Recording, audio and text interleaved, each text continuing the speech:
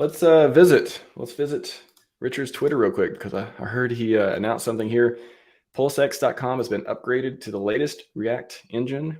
The latest Web3 connectors, many more wallets. Report issue has been resolved. Please test upgraded version. Nice. So we got some new features and upgrades for some of the software that PulseX depends on. These are just web frameworks that are used to make things easier, so you don't have to write it from scratch. That's what those are. And then the most important thing here, you can try out the buy and burn. They're the burn feature. So interesting. He didn't say buy and burn. I'm gonna click on it. It does just say burn.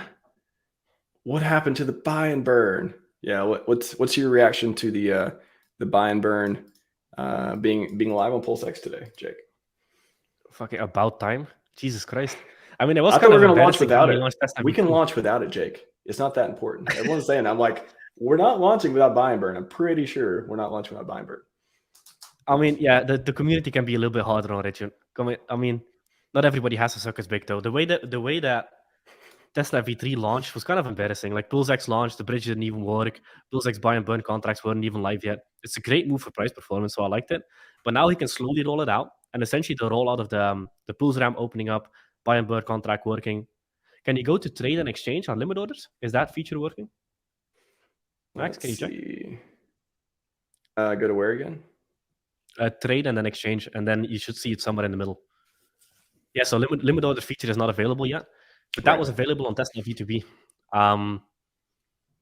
Yeah. Interesting. So it's kind of like a slow rollout. Okay. So you think limit I hope orders? We get limit orders at launch.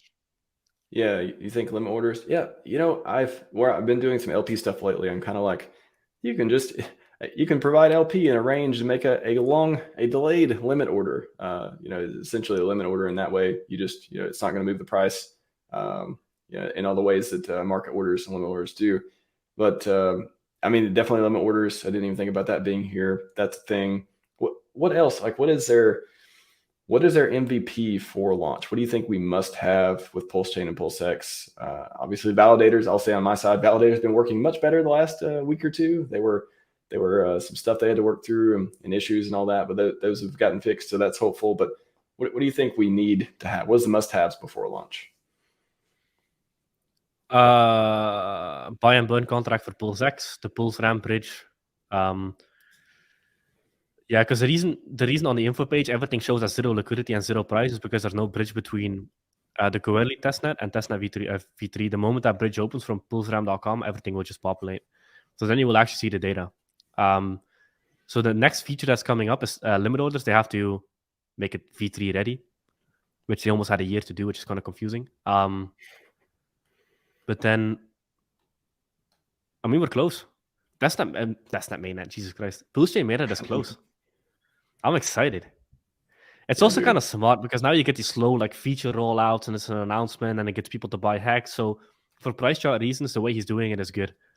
It was just kind of anticlimactic. It's like you go on Tinder, you find a hot girl, and then you meet her in person and she's fat. I was gonna say that's kind of how I felt. You want to meet, but then she can't meet for 3 weeks. She's legit, but you can't meet for 3 weeks or so. That kind of thing. And then she ends up being fat. Yeah, luckily PulseChain will not be fat. That should be good. Yeah, only thing fat I want from PulseChain is the wallets. I want some fat wallets. But what do you think is next? Do you think Pulse Ramp is next? I think I'm going to lose my mind if Pulse Ramp is he tweets that. I think that's going to be amazing. Yeah, true. Yep. Pulse Ramp is a big one, and then limit orders. Those are the only two ones I know that are left. Apparently, validators haven't been looking into that stuff. Validators have been improving. They increased the rewards. We're close, man. PulseChain mainnet is close. Close. Well, why is the ramp important? Why are bridges important for testnet even? What is that? Why is that exciting? It's to show the data. So if you go to click on the 3 dots and then info. Oops. 3 dots, info. Yep, and scroll down. You see all the liquidity and prices are 0. And that's because there's nothing to compare it to. So once the pulseram.com bridge opens from Coeli testnet, because the previous testnet from Ethereum got shut down. I don't remember the name. Robstein. I don't know. I don't remember the name. Some testnet. Yeah, Robstein. Yep. So once that opens up, the liquidity pools will be working, price will be working, charts will show up. So that's not broken. A lot of people think that's broken, but it's not. That will be fixed once the bridge works. What is Shibarium? I've never even seen some of these tokens before. Shibarium. That's funny. Oh, I've seen that one, but interesting. Top tokens, top pools.